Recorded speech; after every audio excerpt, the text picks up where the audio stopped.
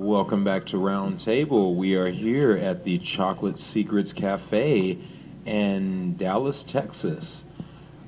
I'm here with three police officers, one of which I'm familiar with. We've met already at the Dallas Marijuana March, Nick Novello, and a couple of others, Stan Mason, want to make sure I'm getting your name right, and Mike Hackbarth. Okay, cool. All right, I'm here with three police officers that are going to be discussing a case related to social justice, or social injustice, rather. Starting with you, Nick, you're a 34-year Dallas Police Department officer. You've been involved in the local community in terms of police reform, and that's been your main angle. I wanted to get kind of an expansion from you just on, why you're here today. Doing this for 9 years, and I'm alluding to talking about the things we do need to reform in the policing function. And I'd like to qualify that as we go along. Keep in mind that what we're literally discussing is the difference between a system of voluntary compliance and coercion. And it literally boils down to that. This conversation is an imperative. It's spontaneous, unrehearsed. That's how important it is for the three of us. I want to make one point. You've got over 100 years of policing sitting here. You've got a black man, a brown man, and a white man speaking to the same thing. This is a conversation that needs to be had. We see it had very euphemistically by those in Washington and others who are, again, speaking to it as if it's just something that needs to be addressed in a very, very fundamental manner. And to some degree, obviously, that's correct. But I allude to you, or I say to you, we have no reference points for where we are today. We either have these conversations that lead to real change immediately, or we're going to lose the public trust. And we cannot police the streets without the public having a trust in us, the public believing that we apply the laws across the board. And unfortunately, that's not what we're doing, and that's why we're here today. Thank you for your intro, and I appreciate it, and thank you again for your service. You're also a veteran, I believe, as well. I want to hear your background on that as well. You're a military veteran? I did 2 years in the United States Navy, and then I did 8 years in the United States Army. Nice. How has your background as a military veteran kind of affected your vision in, being a police officer? Well, I mean, in that it's been public service for 44 years. I'm proud of that, but I wouldn't say that my experiences as a military person really impacted how and why I do policing and how I do it. I do it, and I try to always do it within constitutional context. And I find that one of the reasons I speak today is that the policing function in this country has somehow gotten outside of constitutional context. And you asked me a question, so let me give you some important backdrop. Chief Terrence Cunningham, who is the chief of the International Chief of Police Association, in October of last year, stated that he wanted to apologize principally to the black and brown communities in America. He went on to say, and I quote, "We, police, have done some unspeakable things because of some really bad laws on the books. That's an astounding mea culpa, and we need to speak to that." What I find up to this point is that we're having collectively a good many cathartic moments. The three of us are here because we stand together, principally because we're God-fearing men. We love God and we worship at the cross of Christ. That's what drives the three of us. And as far as a mandate for speaking, we have our mandate in Ephesians 5:11. The word reprove is the Greek verb eleno, expose, hold accountable. The three of us speak with great passion born of wanting to do the right thing, say the right thing, wanting to see reform. And today, as we go on, let me ask this question. Why would you give me 30 or 40 minutes of your time to listen to the three of us? And I submit to you what you're going to be listening to in these moments will define how you live your life in America in the years to come and what becomes of the policing function. Will it remain compliant in terms of you're trusting us and believing in us, or will it morph more into a system of coercion? And I submit to you that's where we're going if we don't speak to these issues today. I'm going to say one last thing. One of the things that drives me is that I heard Sheriff David Clark speak in Congress, and I heard him say that the policing function in America is largely pristine. Well, I'm the experiential element, and I say otherwise. I've gone to the FBI on police corruption. I know what comes when you speak. I've been sued by officers who were self-admitted civil rights abusers. I know why we cannot police ourselves and why we don't. And let me say this, and I'll end this. I continue to hear comments made by all manner of people, politicians and police chiefs, that we need to do a better job protecting police, and you have yet to give us the tool to do that. We cannot police ourselves.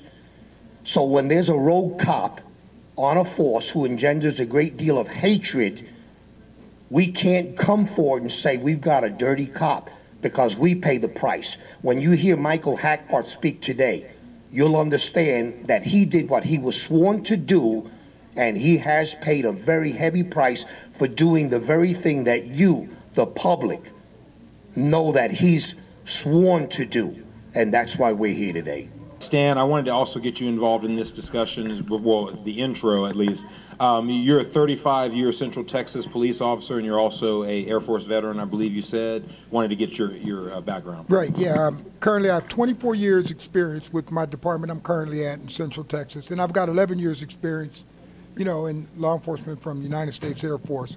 What brings me really into this whole world of this discussion is, you know, I've watched some of the shootings that have taken place, a lot of the indiscretion, the inconsistency in the criminal justice system, you know, and I have to look at things. The question I get asked most from a lot of officers is, well, why are you saying something, you know, we don't have this problem here. And I think that's the biggest problem with a lot of people in America is they say, well, we don't have this problem here.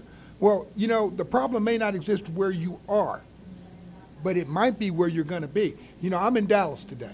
A whole lot can happen to me in between, you know, where I'm coming from and Dallas and going back home. And I think we need to come out of the little bubbles and say, okay, policing, like any job, it needs to be updated. You know, policing today, we have high technology. I mean, we got tools and capabilities, but our style of policing hasn't changed.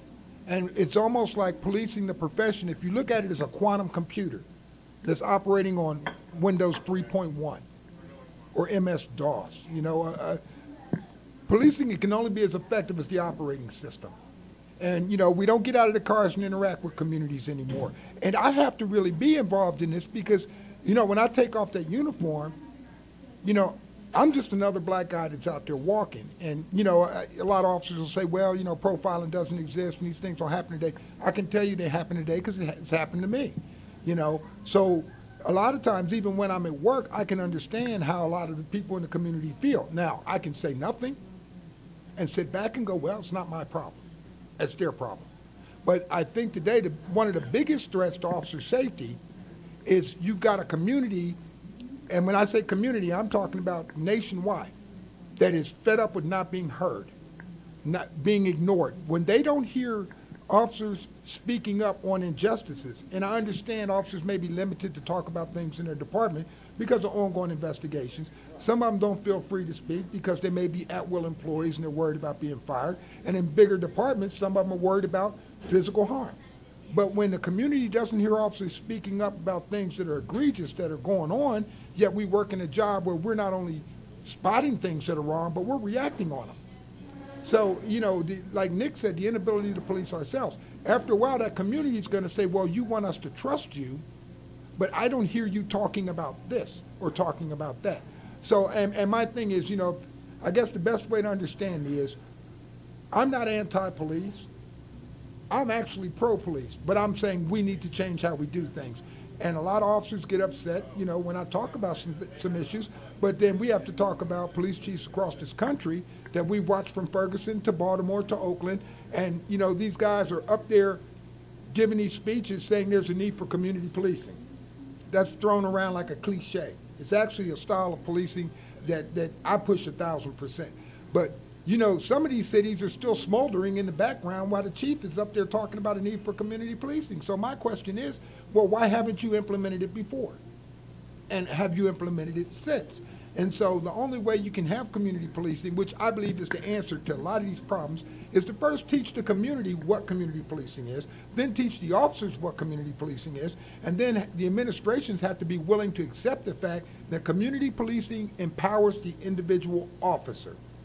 Within realms of the neighborhood, we all know the streets have their own code, and trust in the street is earned a lot harder than it is in city hall or in civic clubs or in church. And when it's betrayed out in the hood, you don't get it back very easy.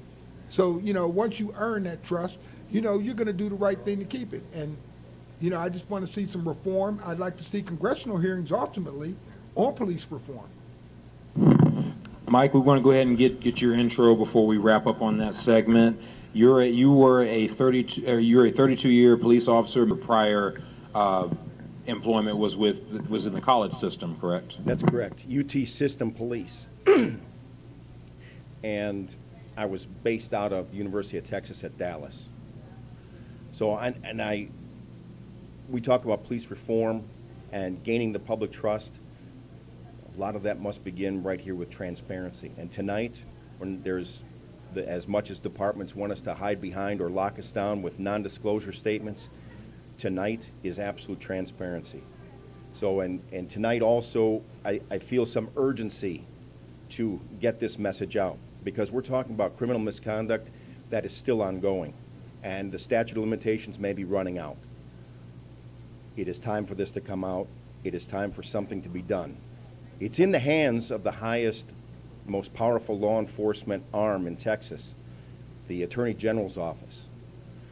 So I'm going to get into this, and I'll explain how it's still active, I believe, and how there's still time, and how each of these departments are working together in order to hinder this investigation.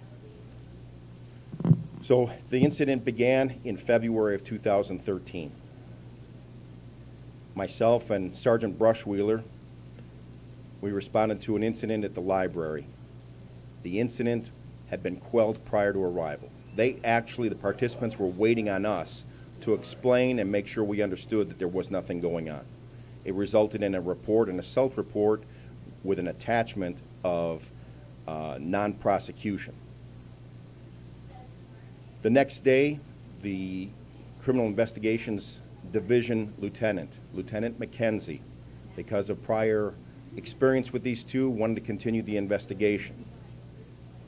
He did so. It was a week-long investigation. He also had at his disposal a corporal that he was training into the investigation arm of this department, and the evidence technician. During the week, they decided a warrant needed to be procured. This warrant, like all warrants, contained very persuasive language, kind of exaggerations, but nothing in the beginning portion of the warrant would be anything out of the ordinary. As the probable cause needed to be developed, then you see the absolute false statement that was placed in the warrant in order to overcome the complainant's desire of her explanation that no assault occurred.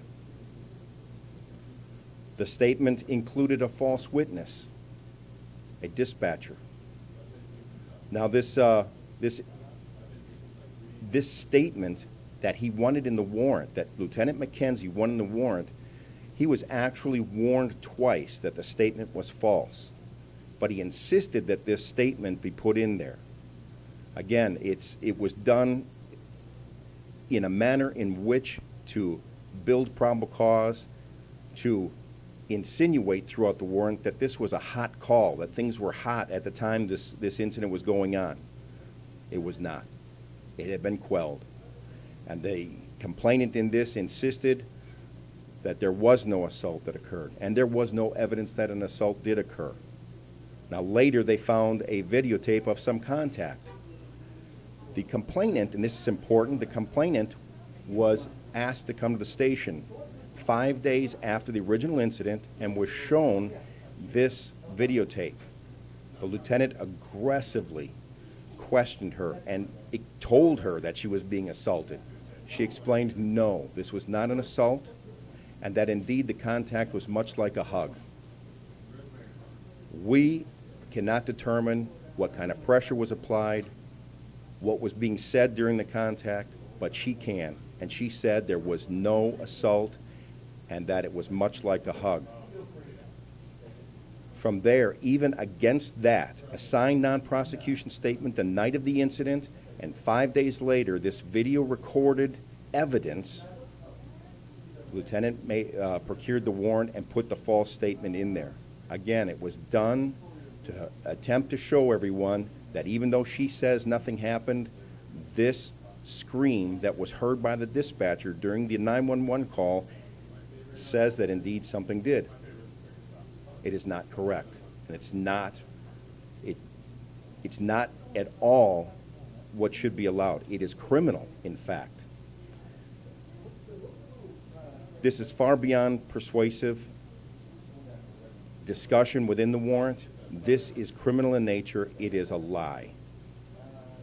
There are several possible crimes that were committed, from fabricating evidence to perjury, aggravated perjury, to fabricating statements in a document.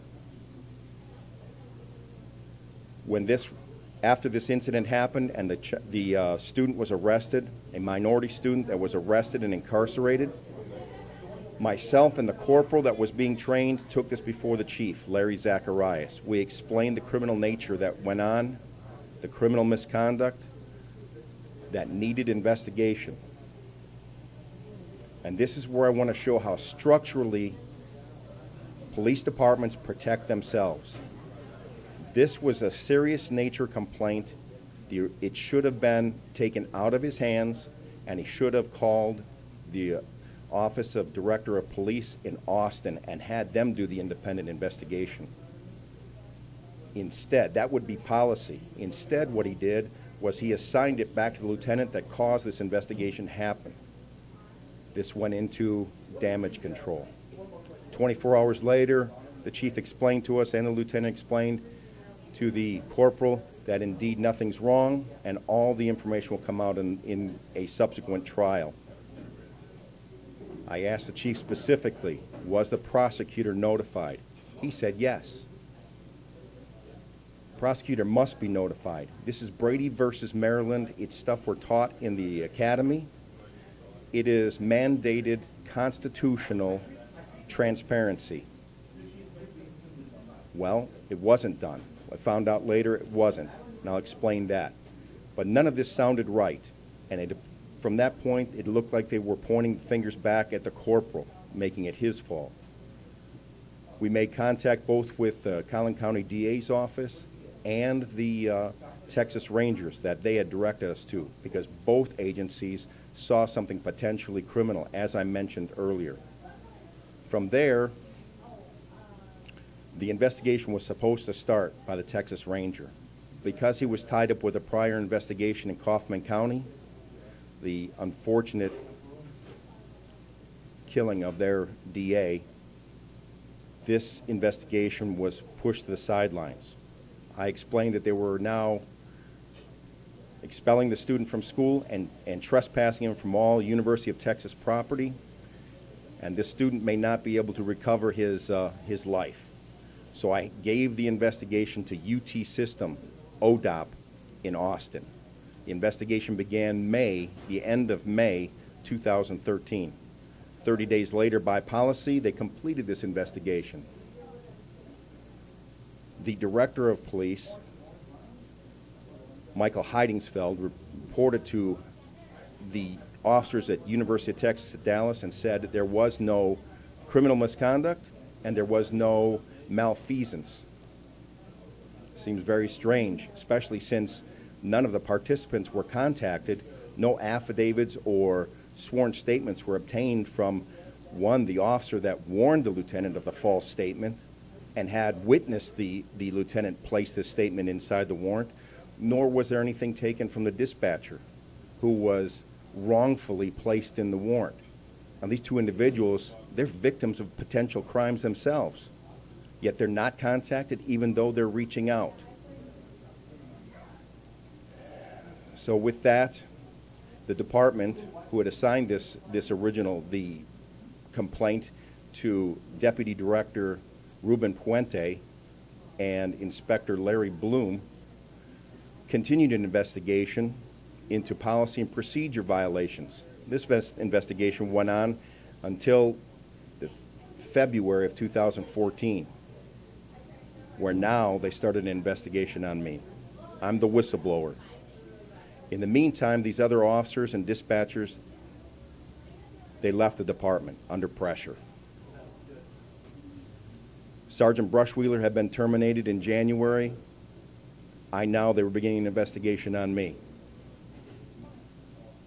Like I said, the investigation continued now until July of 2014, where I was terminated. This went into whistleblower lawsuit. Now, mind you, up until this point, still no affidavits, no contact really was made with the dispatcher or the corporal that was involved in the writing of this warrant under the direction of Lieutenant McKenzie, who again wanted the false statement to be placed in the warrant. This seems contrary to all common sense, contrary to any type of investigative techniques. You need those statements. They corral, they define the crime that was being committed. The investigation then, or the lawsuit continued and went into a summary judgment and jurisdictional hearing. The jurisdictional hearing has to do whether I was a valid whistleblower. To be a valid whistleblower, I have to see a potential crime and report that potential crime to a valid police or law enforcement agency. Again, as I explained, myself and Montgomery, the corporal, had taken this to the DA's office in Collin County and the Texas Rangers before we took it, or I took it and placed it back in the hands of the ODOP. University Texas System Police, ODOP. Well, the summary judgment was granted. This essentially dismisses the trial for no reason. We don't know why the Judge Tillery of the 134th District, we don't know why. He gave no dissent. But he did uphold my jurisdiction, saying that I did see a potential crime, and I did take it to a valid law enforcement agency. Seems contradictory. We're in appeal right now for the summary judgment. But here's what I want to say that is really key. Again, as I've said through all of this, University of Texas System did not contact potential victims of crime, witnesses of a crime that was being committed by the lieutenant.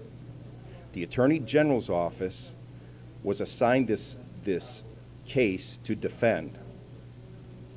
Assistant Attorney General Drew Harris is the lawyer that is now defending this case. I was excited when I first heard that this went into the Attorney General's hands, thinking once they look at the facts of this case and the lack of what was done, he would see that this was a cover-up. He did not. He went ahead with it.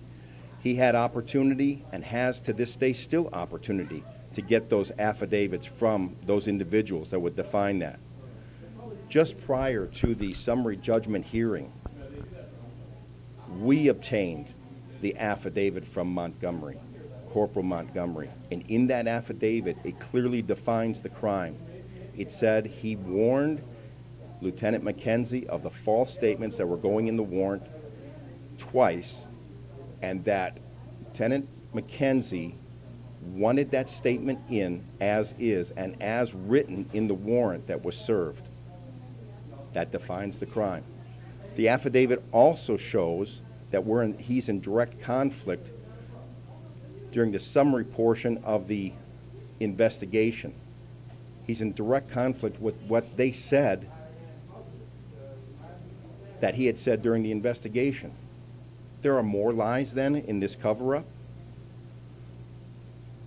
Well, not only do we have the original crime by the lieutenant, but now we have potential crime by Deputy Director Puente. Larry Bloom, or I'm sorry to say, is now deceased, and the Attorney General, Drew Harris. Because without obtaining these documents, and now overlooking this document, it is proof that they committed hindering apprehension and prosecution. They purposely went around victims and witnesses that could have defined the crime. These people reached out on numerous occasions and were ignored. It's their statements that would define this crime. Interesting enough, too, as I mentioned earlier in my little breakdown here, was that we obtained evidence, or the lieutenant obtained evidence, in a recorded interview of the complainant where she stated no crime, no assault was committed, and that it was like a hug. That recorded interview is missing or destroyed. Both the recorded interview and the non-prosecution statement were withheld from the arrest warrant. So they loaded the warrant with persuasive language and a false statement and withheld exculpatory evidence. No wonder a judge signed it. I wonder what the judge would think now that we're exposing that exculpatory evidence was withheld and that false statements were obviously put in this warrant on purpose. How do we obtain public trust when we lie in order to put people in jail? How do we maintain it if we stay silent? I came forward, so did Corporal Montgomery. In my opinion, he's the real hero of this. He was being taught at the time of this by the lieutenant and had to swear to the warrant. But he came forward. We demand more of police work. We demand more of our officers. Not only do we need reform, we need to, when we have this type of situation, make the proper arrests. I'm asking now that this becomes more public and the sanctions that are necessary against these officers is now taken. It's the only way we can obtain trust again.